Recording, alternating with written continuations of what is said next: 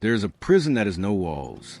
There are no chains around your wrists, no locked doors, no guards standing outside. And yet, millions of people live inside it every single day. That prison is the opinion of other people. You wake up in the morning, and before you even ask yourself what you want from life, you start wondering what other people think about you. Do they like me? Do they respect me? Do they think I'm successful? Do they think I'm attractive? Do they think I'm intelligent? Do they approve of my decisions? And without realizing it, you slowly hand the keys to your happiness to people who may not even understand your life. One person's criticism can ruin your entire day. One person's rejection can make you question your value. One negative comment can overshadow 100 compliments. Someone doesn't invite you somewhere, and suddenly you feel unwanted. Someone ignores your message, and you begin questioning yourself. Someone tells you that you're not good enough, and instead of asking whether their opinion is true, you immediately start searching for evidence that proves them right. This is how people lose themselves. Not all at once, but one opinion at a time, one judgment at a time, one rejection at a time, one comparison at a time, and eventually, they forget a fundamental truth. Someone's opinion of you is not the same thing as your worth. The Stoics understood this thousands of years ago. They understood that if your sense of value depends on the approval of others, you will never truly be free. Because people are unpredictable. Today, they praise you. Tomorrow, they criticize you. Today, they call you brilliant. Tomorrow, they call you a failure. Today, they admire your choices. Tomorrow, they question everything you do. If your identity rises and falls with their opinions, then your emotional life becomes a roller coaster controlled by strangers. But the Stoic asks a different question. Not, what do they think about me?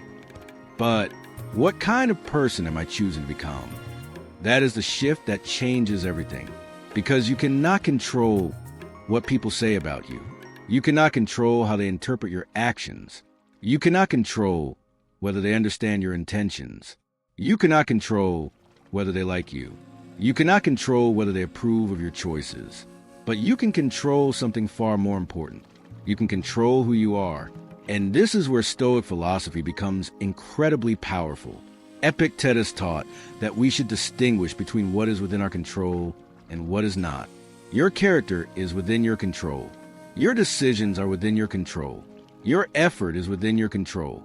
Your response is within your control. But someone else's opinion? That belongs to them. It is their judgment, their perspective, their interpretation, their responsibility. Why? Then, would you allow something that belongs to someone else to determine how you feel about yourself? Think about how strange that really is. Imagine giving someone else the power to decide the value of your life. You say, tell me if I'm worthy. Tell me if I'm successful. Tell me if I'm enough. Tell me if I matter. And every time they speak, you change. If they praise you, you feel powerful. If they criticize you, you feel worthless. If they love you, you feel valuable. If they reject you, you feel broken. But what happens when they change their mind? What happens when the person whose approval you desperately wanted suddenly stops giving it to you? Do you lose your worth? Of course not. Your worth was never in their hands. You only believed it was. This is one of the greatest psychological traps of human life. We confuse being disliked with being unworthy. We confuse being rejected with being a failure. We confuse being criticized with being wrong. But these things are not the same. Someone can dislike you and still be wrong about you. Someone can reject you and still fail to recognize your value. Someone can criticize you and still have no understanding of your journey. And sometimes, someone can genuinely point out your flaws. Even then, their criticism does not destroy your worth. It simply gives you information. And this is how a Stoic learns to listen without surrendering. You hear criticism. You examine it. You ask, is there truth here? If there is, you improve. If there isn't, you let it go. No emotional collapse. No desperate defense. No endless explanation. Just clarity. Because the goal of Stoicism is not to become someone who never receives criticism. The goal is to become someone who is not destroyed by it. There will always be people who misunderstand you. There will always be people who judge you based on incomplete information. There will always be people who project their insecurities onto you. There will always be people who criticize what they secretly wish they had the courage to do themselves. And if you spend your entire life trying to correct every misunderstanding, you will never have enough time to live. You will become addicted to explaining yourself. Every decision requires justification. Every boundary requires an explanation. Every success requires approval. Every failure requires an excuse. And eventually, you become exhausted. This is why the Stoic learns the power of inner validation. Not arrogance, not ego, not the belief that you are always right, but the quiet confidence that your value does not depend on applause. Marcus Aurelius was an emperor. He had power, status, influence, and yet he repeatedly reminded himself to remain focused on virtue rather than reputation. Why? Because reputation is unstable. People can misunderstand you. History can misrepresent you. Crowds can change their minds. But your character is something you can work on every day. You can wake up and decide, today, I will be honest. Today, I will be disciplined. Today, I will be patient. Today, I will act with courage. Today, I will not betray my principles just to be accepted. And when you live this way, something incredible begins to happen. You stop asking everyone for permission to exist. You stop changing yourself to fit every room. You stop performing for approval. You stop chasing people who don't value you. You stop begging people to understand you. You stop trying to prove your worth to people committed to misunderstanding you. And you become free.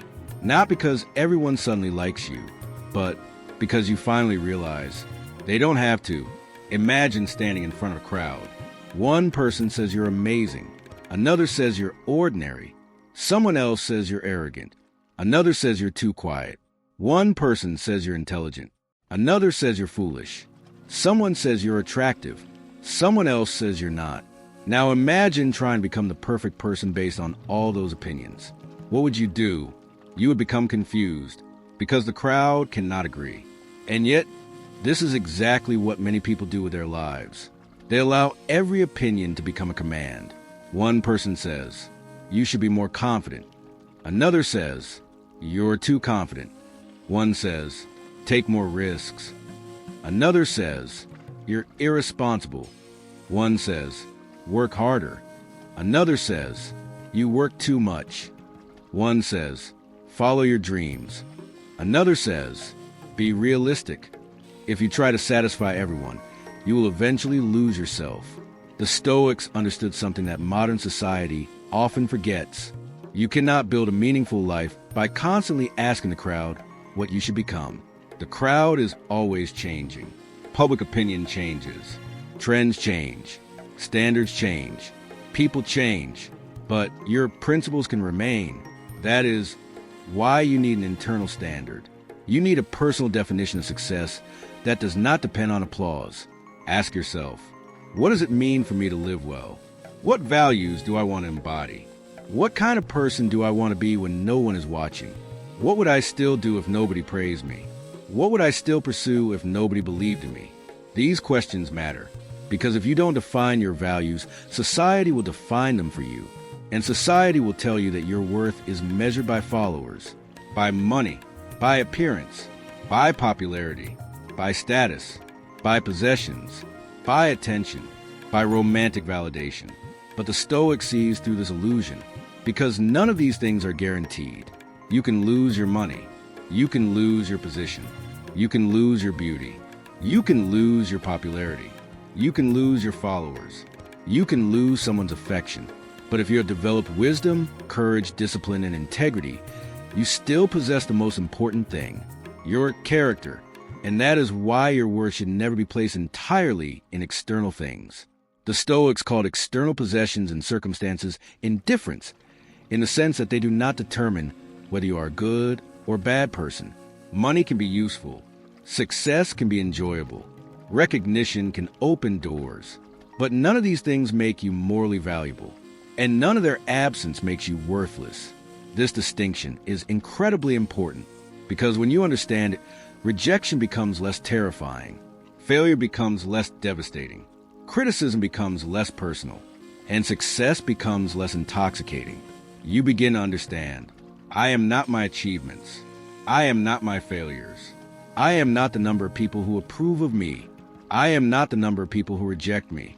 I am the person I choose to be through my actions. That is where your real power lies. Consider someone who spends their entire life trying to impress others. They buy things they don't need. They pursue careers they don't love. They pretend to enjoy things they secretly hate. They stay in relationships that destroy them because they fear being judged. They remain silent when they should speak. They speak when they should remain silent. They say yes when they want to say no. They say no to themselves because they're afraid someone else might say no to them. And after years of living this way, they look in the mirror and realize something painful. They have spent their entire life becoming someone everyone else could accept, but they don't recognize themselves anymore. This is the hidden cost of living for approval. You may gain acceptance, but you lose authenticity. And what is the point of being accepted by everyone if you have abandoned yourself? The Stoic approach is different. You do not live to be universally admired. You live to be worthy of your own respect. That does not mean ignoring all feedback. It means filtering it. Imagine that your mind is a fortress. Every opinion that approaches the gate does not deserve entry. Some opinions contain wisdom. Let them in. Some contain useful criticism. Examine them. Some are based on ignorance. Leave them outside. Some are fueled by jealousy. Ignore them. Some are designed to provoke you. Do not give them your attention. Your mind is too valuable to become a public playground. Not everyone deserves access to your emotional world, and not every opinion deserves your energy. One of the most powerful questions you can ask yourself when someone criticizes you is, does this person have the life, character, wisdom, or experience that I would willingly trade places with? If the answer is no, then why are you allowing their judgment to control your peace? Imagine taking financial advice from someone who has destroyed their own finances. Would you do that? Probably not. So why take life advice from people who cannot manage their own emotions? Why allow someone who constantly lies to lecture you about honesty? Why allow someone who is consumed by insecurity to define your appearance? Why allow someone who has no discipline to tell you that your ambition is foolish? Why allow someone who knows nothing about your journey to decide what your journey should look like? The Stoic doesn't hate these people. The Stoic simply understands their limitations. You can respect someone's right to have an opinion without accepting their opinion as truth. That's maturity. You don't have to fight every person who misunderstands you. You don't have to correct every false assumption. You don't have to prove yourself to every critic. Sometimes the most powerful response is simply, that's your opinion. And then you continue walking, because your life is too important to be spent arguing with every spectator. Now, let's make this practical. How do you actually stop caring so much about what people think? Because knowing the philosophy is one thing, living it is another. The first step is to recognize a moment when you surrender your power. It usually happens very quickly. Someone makes a comment. You feel the emotional reaction. Your mind starts racing. Why would they say that? What do they think of me? Maybe they're right. Maybe everyone thinks this. What should I do? And suddenly, you are no longer living your life. You're managing someone else's perception of you. The Stoic pauses. Before reacting, ask, is this within my control? If someone thinks you're arrogant, can you control that? No. You can control whether you actually behave arrogantly. That's your responsibility. If someone thinks you're unsuccessful, can you control their opinion? No. You can control whether you're working toward meaningful goals. That's your responsibility. If someone doesn't like you, can you force them to change their feelings? No. You can control whether you treat them with dignity. That's your responsibility. This simple distinction creates emotional freedom. You stop trying to control the uncontrollable, and you start investing your energy where it actually matters. The second step is to stop confusing discomfort with danger. Being disliked feels uncomfortable. Being criticized feels uncomfortable. Being rejected feels uncomfortable. But discomfort is not the same as danger. Your mind often reacts to social rejection as if your survival is at risk. But most of the time, it isn't. Someone doesn't like you, you'll survive. Someone disagrees with you, you'll survive. Someone unfollows you, you'll survive. Someone talks about you, you'll survive. Someone doesn't invite you, you'll survive. The human mind often creates imaginary emergencies out of ordinary social experiences. The Stoic learns to say, "This is uncomfortable, but I can handle it." That sentence alone can change your life, because confidence is not the absence of discomfort. Confidence is knowing that you can experience discomfort without abandoning yourself. The third step is to stop over-explaining. This is a difficult one. Many people believe that if they explain themselves perfectly, everyone will finally understand them. But the truth is, some people don't misunderstand you because you failed to explain.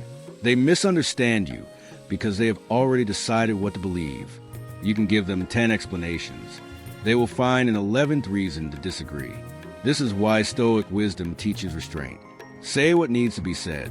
Clarify when necessary. Apologize when you're wrong. Correct mistakes when you can. But don't turn your entire life into a courtroom where you're constantly defending your existence. You are allowed to say, "I understand you see it differently." You are allowed to say, "That's not how I see it." You are allowed to say, "I've made my decision." You are allowed to say, "I don't need to explain that." You are allowed to walk away. The fourth step is to examine criticism without making it your identity.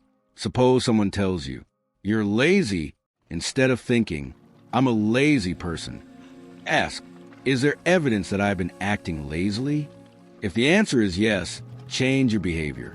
If the answer is no, release the judgment. Notice the difference. The first approach attacks your identity. The second examines your actions. This is essential. You made a mistake. That doesn't mean you are a mistake. You failed. That doesn't mean you are a failure. You were rejected. That doesn't mean you are unworthy. You behaved badly. That doesn't mean you are permanently bad. Your actions can be corrected. Your character can be developed. Your future can be different from your past. Never let one moment become a permanent definition of who you are. The fifth step is to practice being misunderstood. Yes, practice it. Let someone misunderstand you without immediately rushing to correct them. Let someone disagree with you without turning it into a war. Let someone dislike you without trying to win them over. This is emotional training. You are teaching your nervous system. I can be misunderstood and still be okay. I can be disliked and still respect myself. I can be criticized and still remain calm. I can be rejected and still move forward. The more you practice this, the less power other people's opinions have over you. Eventually, something changes. You become quieter, not because you're afraid, but because you no longer feel the need to prove everything. You become more selective. You realize that not every conversation deserves your participation. Not every accusation deserves your defense. Not every insult deserves your attention. Not every opinion deserves your emotional investment. And this is when people may begin to notice something different about you. You are harder to manipulate because manipulation often depends on your fear of disapproval. If someone can make you afraid that they will reject you, they can control you. If someone can make you afraid that they will criticize you, they can control you. If someone can make you desperate for their approval, they can control you. But when you become comfortable with the possibility of being disliked, their power disappears. You can finally say no. You can set boundaries. You can leave unhealthy situations. You can pursue your dreams. You can speak your truth. You can live according to your principles. And if someone doesn't approve, you keep going. That is freedom. There comes a moment in every person's life when they must make a decision. Will I spend my life trying to convince people that I am worthy? Or will I finally accept that I never needed their permission in the first place? You have spent enough time worrying about people who may never understand you. You have spent enough nights replaying conversations in your head. You have spent enough energy wondering why someone didn't choose you. You have spent enough time comparing your life to people who are walking a completely different path. You have spent enough time trying to prove that you are enough. Now it is time to understand something. You were never meant to be enough for everyone. You were meant to become the best version of yourself. Those are two completely different goals. If your goal is to be enough for everyone, you will fail, because everyone has different expectations, different standards, different preferences, different insecurities, different definitions of success. But if your goal is to become a person of integrity, discipline, courage, and wisdom, then you have something you can actually control. Your mission becomes clear. You don't wake up asking, "Who will approve of me today?" You wake up asking, "What kind of person will I be today?" You don't ask, "How can I make everyone like me?" You ask, "How can I live according to my principles?" You don't ask, "What will people say if I fail?" You ask, "What will I learn if I fail?" You don't ask, "Will they reject me?" You ask, "Will I reject myself?" And the answer should be no. Never abandon yourself simply because someone else did. Never speak to yourself with the cruelty of someone who hurt you. Never become your own enemy because someone else failed to recognize your value. You have to become the person who stands beside yourself when everyone leaves, when the applause stops, when the likes disappear, when the compliments fade, when the crowd moves on. You are still there, and you must be able to look in the mirror and say, "I am proud of how I chose to live." That is the victory, not popularity, not universal approval, not being admired by everyone. The victory is becoming someone whose peace cannot be bought by praise or destroyed by criticism. Think about the strongest people you know. They are not necessarily the loudest. They don't need to dominate every conversation. They don't constantly announce their achievements. They don't desperately seek validation. There is something calm about them, something grounded. They know who they are. They know what they stand for. And because of that, they don't need everyone else to agree. This is what Stoicism teaches us. The world may judge you. Let it. People may misunderstand you. Let them. Someone may criticize you. Listen if there is wisdom in it. Ignore if there isn't. Someone may reject you. Grieve if you must. Then continue. Someone may underestimate you. Let them. Your job is not to convince them. Your job is to live. And sometimes, the best response to someone who doubts you is not an argument. It is consistency. The best response to someone who underestimates you is not anger. It is growth. The best response to someone who rejects you is not desperation. It is dignity. The best response to someone who insults you is not revenge. It is self-control. Let your life speak. Let your character speak. Let your discipline speak. Let your peace speak. Let your results speak. But most importantly, let your inner stability speak. Because there is nothing more powerful than a person who no longer needs to prove their worth. So, from this day forward, remember these principles. Your worth is not determined by someone's approval. Your value does not decrease because someone fails to recognize it. Your identity is not defined by a stranger's judgment. Your mistakes do not erase your potential. Your rejection does not define your future. Your criticism does not determine your character. And your popularity does not measure your worth. You are responsible for your character. You are responsible for your actions. You are responsible for your choices. You are responsible for the way you respond. Everything else belongs to the world. Let the world have it. Let people have their opinions. Let them talk. Let them judge. Let them misunderstand. Let them underestimate you. You don't have to chase every voice. You don't have to answer every accusation. You don't have to fight every battle. You don't have to prove yourself to everyone. Sometimes the most stoic thing you can do is simply remain focused on your path.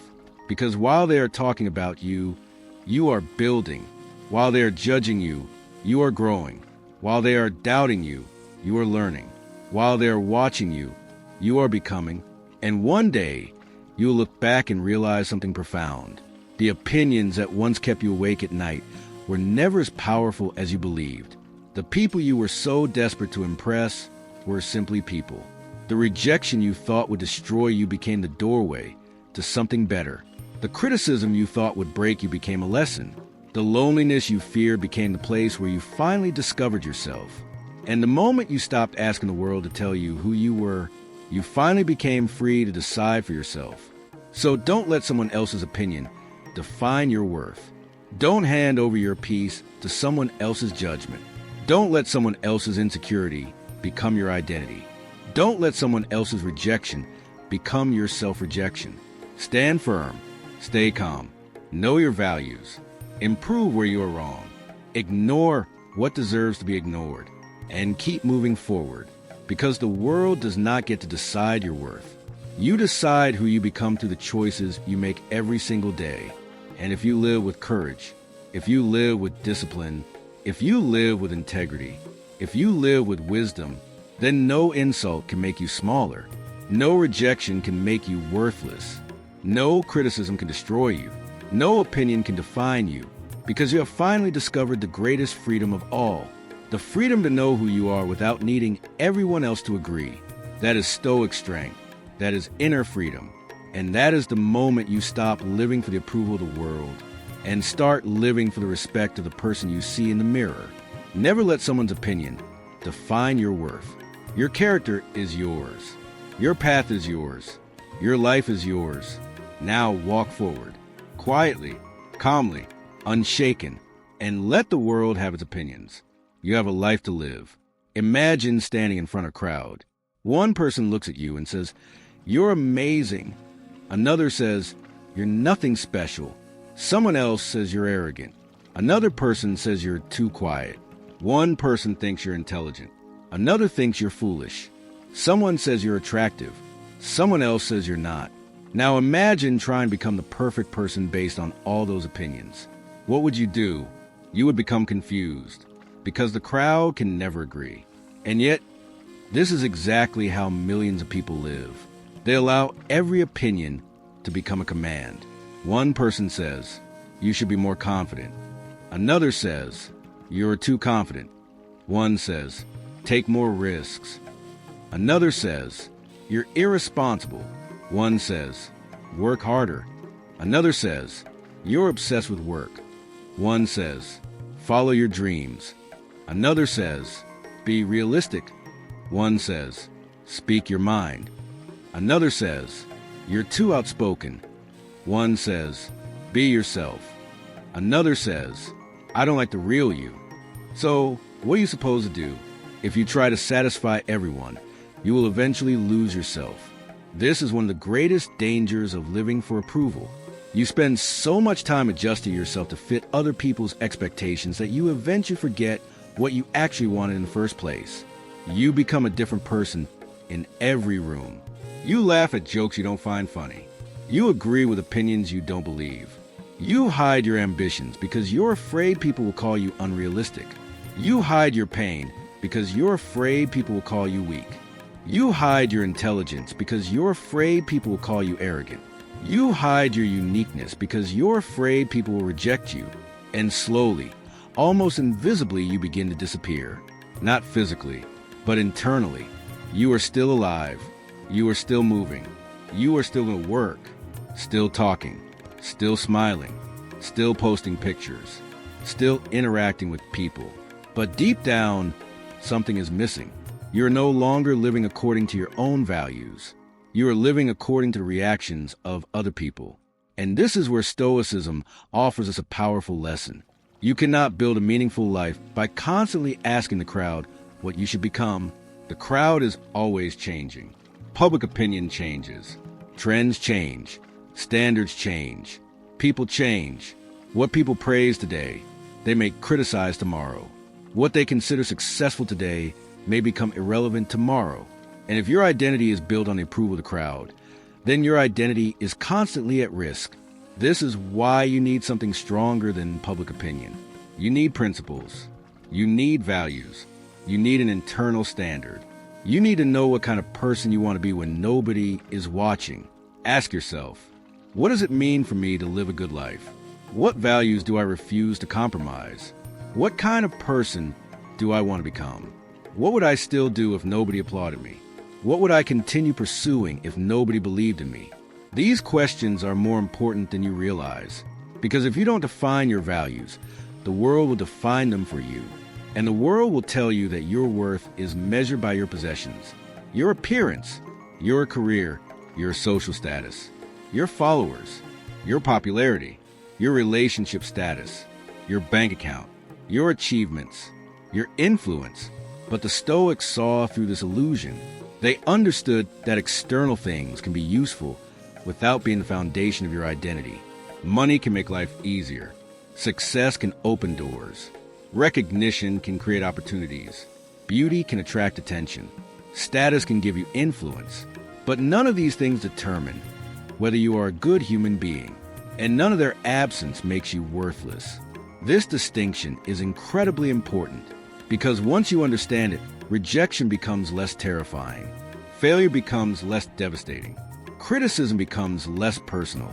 And success becomes less intoxicating. You begin to understand, I am not my achievements. I am not my failures. I am not my possessions. I am not my appearance. I am not the number of people who approve of me. I am not the number of people who reject me. You are the person you choose to become through your actions. That is where your real power lies. Think about someone who spends their entire life trying to impress other people. They buy things they don't need because they want to look successful. They pursue careers they don't love because they want to impress their family.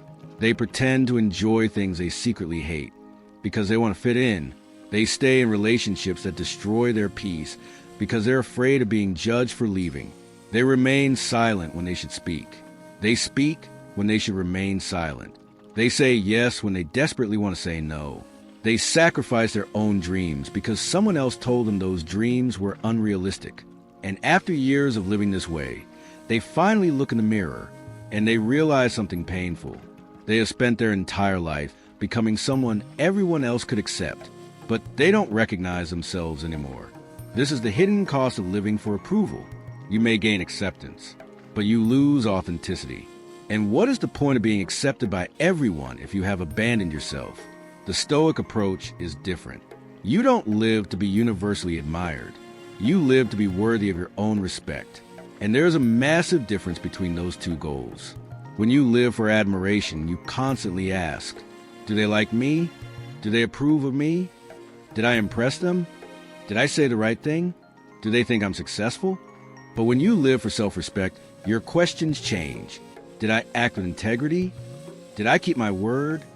Did I do what I knew was right? Did I control myself when I was provoked? Did I have the courage to stand by my principles? That is the internal standard you need, because your life should not be a popularity contest. You are not running for office. Your worth is not being decided by a jury. You do not need a majority vote to be valuable. Your worth is not up for public debate. And once you truly understand that, you stop allowing strangers to become judges of your identity. You can respect someone's right to have an opinion without accepting their opinion as truth. That's maturity. You can listen without surrendering. You can consider criticism without becoming destroyed by it. You can disagree without becoming angry. You can walk away without feeling guilty. And you can say, that's your opinion. I don't have to make it mine. This is one of the most powerful sentences you can learn, because not every opinion deserves a place inside your mind. Imagine that your mind is a fortress. Every opinion that approaches the gate does not automatically deserve entry. Some opinions contain wisdom. Let them in. Some contain useful criticism. Examine them. Some are based on ignorance. Leave them outside. Some are fueled by jealousy. Don't carry them. Some are designed to provoke you. Don't give them the satisfaction. Your mind is too valuable to become a public playground. Not everyone deserves access to your emotional world, and not every opinion deserves your energy. One of the most powerful questions you can ask yourself when someone criticizes you is, would I willingly trade places with this person? Would you trade your life for theirs? Would you trade your character for theirs? Would you trade your peace for theirs? Would you trade your mind for theirs? If the answer is no, then why are you allowing their judgment to control your emotional state? Imagine taking financial advice from someone who has destroyed their own finances. You probably wouldn't. So why take life advice from someone who cannot manage their own emotions? Why allow someone who constantly lies to lecture you about honesty?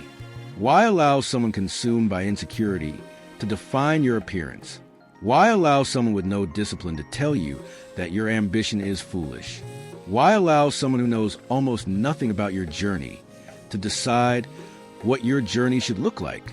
The Stoic doesn't hate these people. The Stoic simply understands their limitations. Everyone sees the world through their own experiences. Some people will judge you based on their fears. Some will judge you based on their insecurities. Some will judge you based on their past.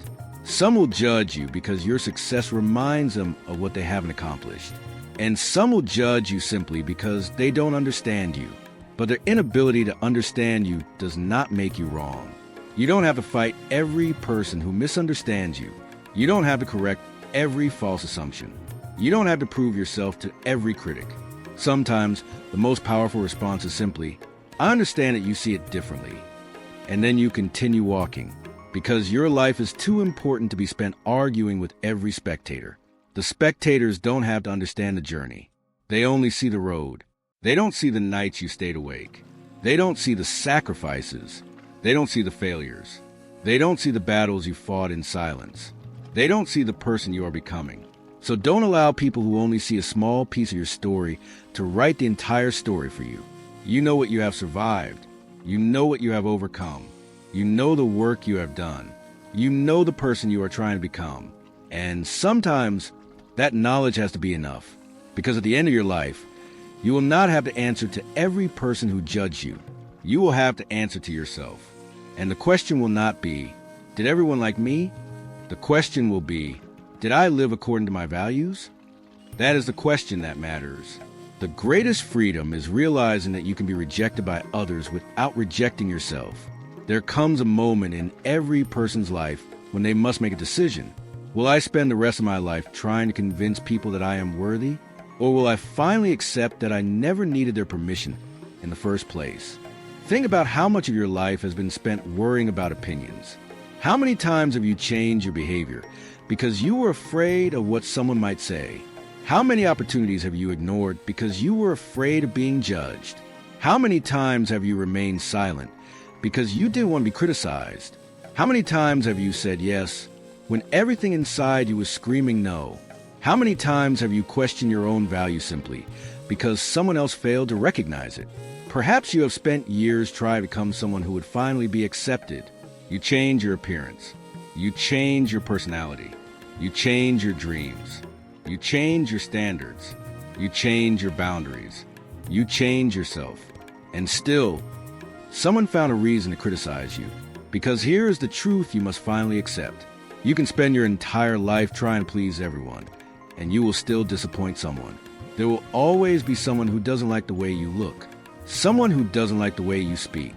Someone who doesn't like your ambitions. Someone who doesn't like your personality.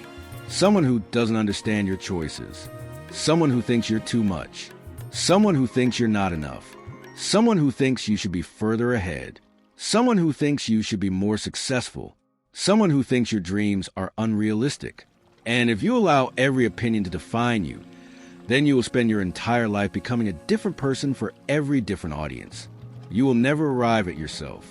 This is why you must stop asking the world for permission to be who you are. You have spent enough time worrying about people who may never understand you.